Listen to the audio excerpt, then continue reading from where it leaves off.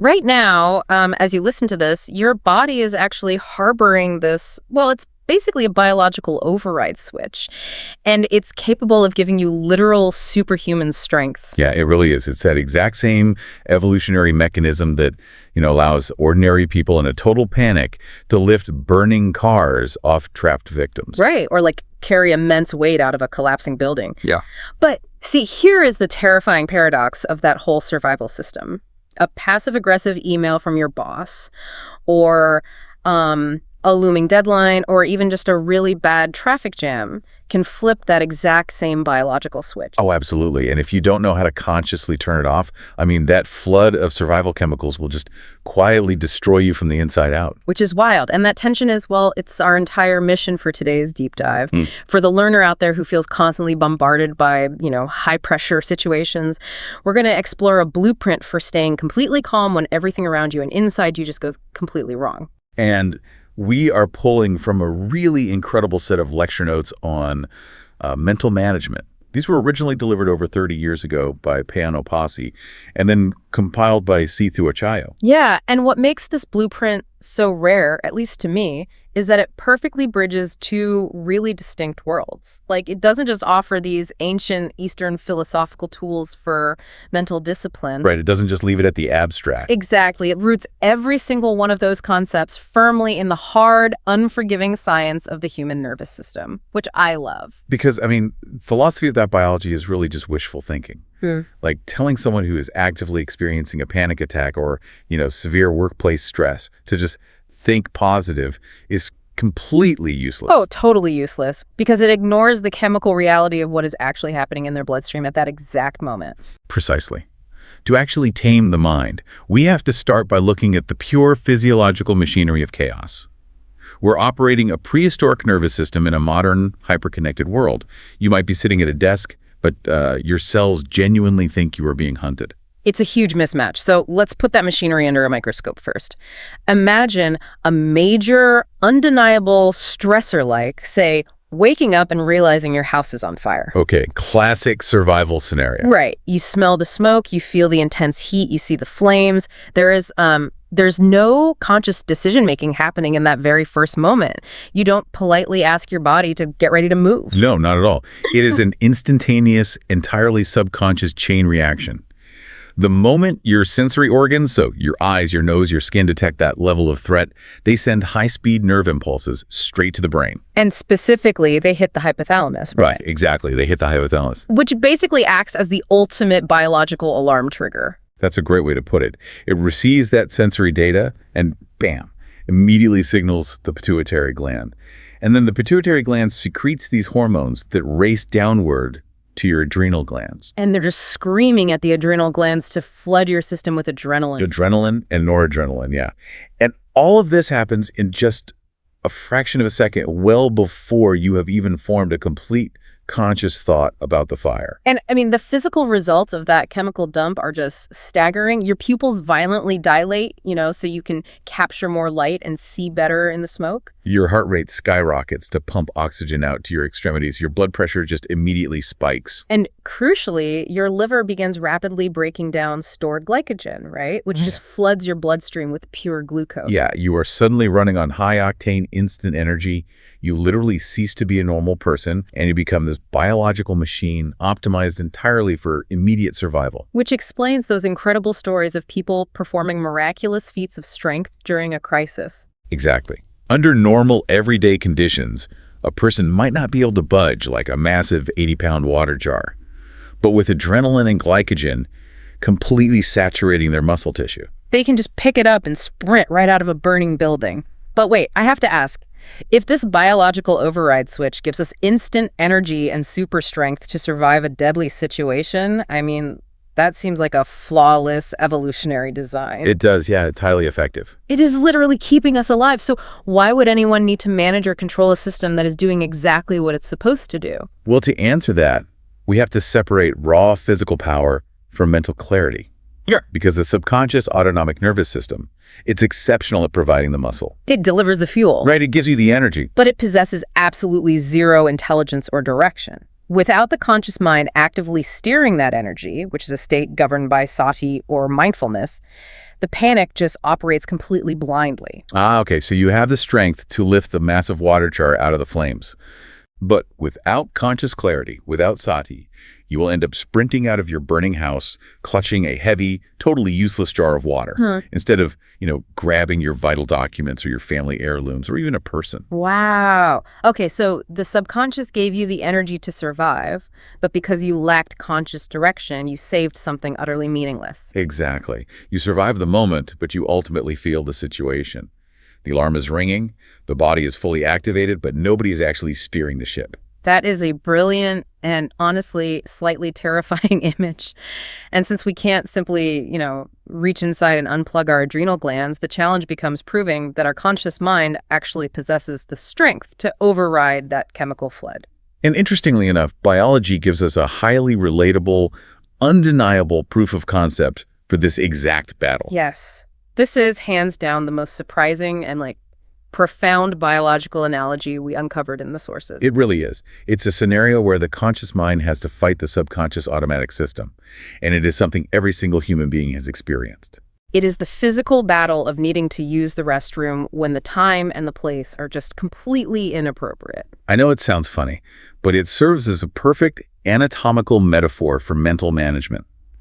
The human digestive system operates almost entirely on autonomic subconscious control. Right, like the inner sphincter of the large intestine. It's constructed of smooth muscle, right? Correct, smooth muscle. Yeah. So when the body decides it is time to eliminate waste, that inner smooth muscle relaxes automatically based on internal physiological pressure. You do not consciously instruct it to do so.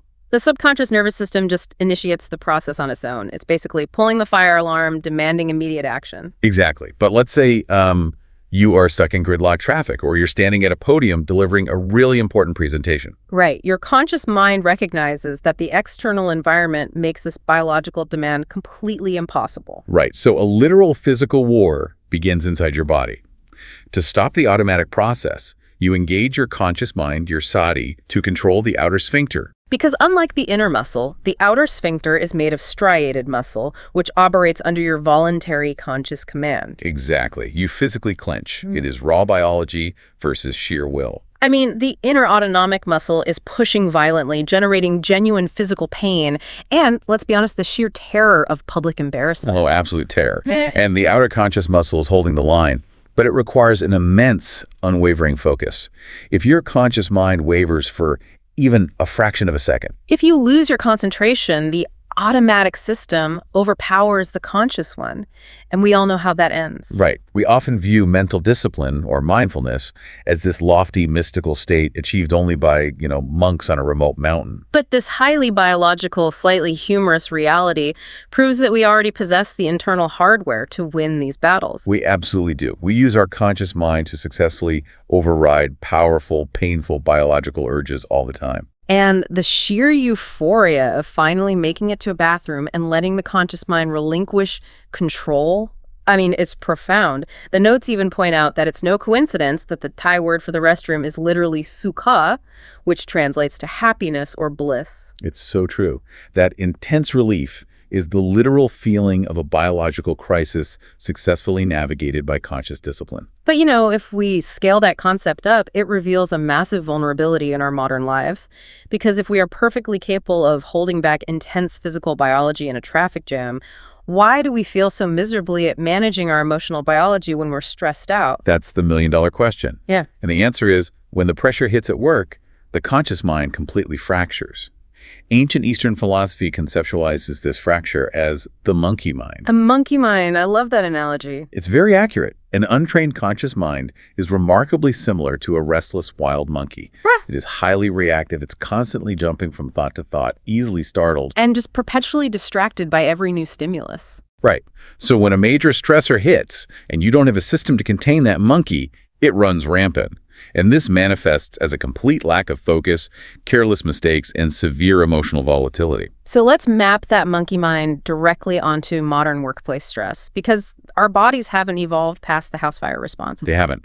If you are sitting in a cubicle and your supervisor sends you a highly critical, threatening email, the sensory input is different, but the biological mechanism is identical to the fire. Your eyes read the words on the screen.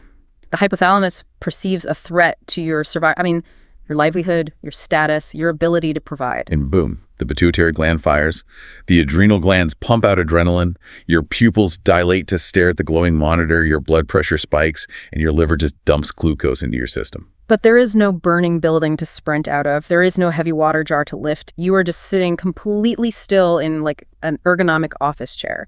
Exactly. You are flooded with survival chemicals, but society dictates that you must remain seated and type a polite response. The physical energy has absolutely nowhere to go. So the monkey mind absorbs all that chaotic energy and it just panics. Yes, and the physiological result of that unexpended adrenaline is chronic insomnia, severe anxiety, elevated blood pressure, and just a deep, exhausting sense of burnout. Okay, let me play devil's advocate here for a second. Because a work crisis is fundamentally different from a house fire. If a building is burning, we leave. But in a toxic work environment, we usually blame the external factors. All the time. We blame the terrible boss, the flawed corporate structure, the unrealistic deadlines. Right. So doesn't the solution require fixing the workplace? Like, shouldn't management be responsible for not constantly triggering our biological alarms? I mean, blaming the environment is the most common human reaction, but according to the source material, it is ultimately a trap. They divide the causes of stress into two distinct categories, extrinsic factors and intrinsic factors. Okay, so extrinsic factors are the bad management, the poor economy, the frustrating coworker, the stuff outside of us. Right. And intrinsic factors are your own body and your own mind.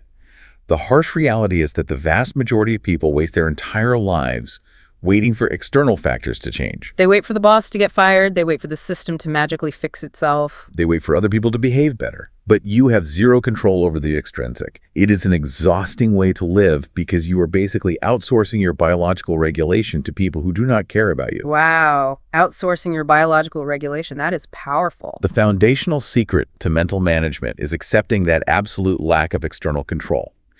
We can only manage our intrinsic factors. Right. We can only manage our physical health and the reactions of our own minds. So reducing conflict and stress requires us to build an internal architecture that can withstand an unpredictable external world. So how do we actually build that internal architecture? Once we accept that we are the only variable we control, what are the tangible tools we use to manage the monkey mind when that massive surge of adrenaline hits? Well, the blueprint we're looking at lays out a specific sequential three-part framework: Sila, Samadhi, and Panya. Okay, let's break those down. It begins with Sila, right? Which translates roughly to discipline or normality. Right. Sila is the act of creating strict order, rules, and a baseline of normalcy in your life to prevent chaos from taking root in the first place. Let's explore the biological mechanism of Sila, though, because it isn't just about, like, making your bed or being highly organized, is it? No, not at all. It is about regulating your baseline nervous system. Yeah. If your life is a chaotic mess, if you're severely sleep deprived, consuming excessive caffeine, and completely lacking personal boundaries, your monkey mind already has a playground. Right, your baseline cortisol and adrenaline levels are already hovering near the danger zone. Exactly. Sila builds a protective fence. By establishing discipline, you lower that biological floor. So when the actual crisis occurs, your system isn't already redlining. You actually have the physiological bandwidth to absorb the shock. Precisely. And once Sila establishes that calm baseline, the second pillar comes into play: Samadhi. Which is concentration. Right. Samadhi is the active practice of keeping the mind steady and deeply focused on a single point. It is the mental muscle that prevents the mind from wavering when the external alarm goes off. And by sustaining Samadhi, you generate sati, that vital, conscious mindfulness. Yes. Going back to our earlier, highly physical analogy, Samadhi is the unwavering muscle strength holding the conscious outer sphincter closed while the biological alarm screams. It is the active, applied focus. Exactly. And finally, when you possess the foundational discipline of Sila and the laser-focused mindfulness of Samadhi, you naturally arrive at Panya. And Panya is wisdom. It's the ultimate result of the practice, right? Yes. Panya is the clarity to know the correct, rational way to solve a problem without your judgment being warped by emotional panic. It is knowing exactly which irreplaceable items to carry out of the burning house and leaving the useless water jar behind. That's the perfect way to frame it. To see this entire three-part framework in action during a highly stressful modern moment, we can look at a specific sensory awareness technique the notes call non-attachment. Okay, let's hear it. Imagine you are sitting in a conference room. and a colleague makes a deeply insulting passive-aggressive comment directed squarely at your competence. Ouch. Okay, so biologically, the sound waves hit your eardrum. The auditory cortex processes the language. The hypothalamus registers a threat to your social standing. And the adrenaline spikes instantly. The monkey mind immediately wants to retaliate, to yell back, to defend itself, to hold a bitter grudge for months. Right. It takes the raw sensory input and fiercely embellishes it with anger, fear, and insecurity. It takes the raw ingredient, and to use a fascinating term from the source material, it begins cooking the thought. Cooking the thought is the perfect description. You add a little salt, a little spice, a lot of historical resentment, and suddenly a passing, annoying comment metastasizes into a full-blown existential crisis about your entire career path. Which is exhausting. It is. But the practice of sati, of mindfulness, dictates that in that exact fraction of a second, you must deploy a specific mental circuit breaker. You practice the thought, hearing, just hearing. Hearing, just hearing. I love how simple that sounds. You acknowledge the physical reality of the sound waves hit your ear, it happened.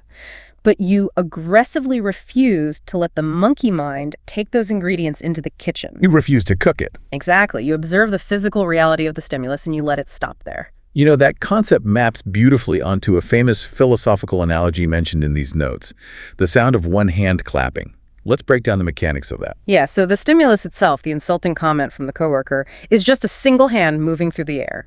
A single hand, no matter how hard it swings, cannot generate a clapping noise on its own. It absolutely requires a second hand to strike against to create the friction and the sound. Right. And the second hand is your internal reaction. If your conscious mind is heavily grounded in the discipline of sila and the concentration of samadhi, you simply observe the insult, hearing, just hearing. And by refusing to provide the emotional reaction, the second hand never meets the first. There is no collision. There is no noise. The conflict fundamentally fails to materialize because you starved it of the necessary friction. That is incredible. You are neutralizing an aggressive biological response by completely cutting off the cognitive narrative. You allow the chemical wave of the insult to wash over you and wash past you without ever grabbing onto it. It is the ultimate mastery over your intrinsic factors. The extrinsic world threw a punch, but you are not there to be hit.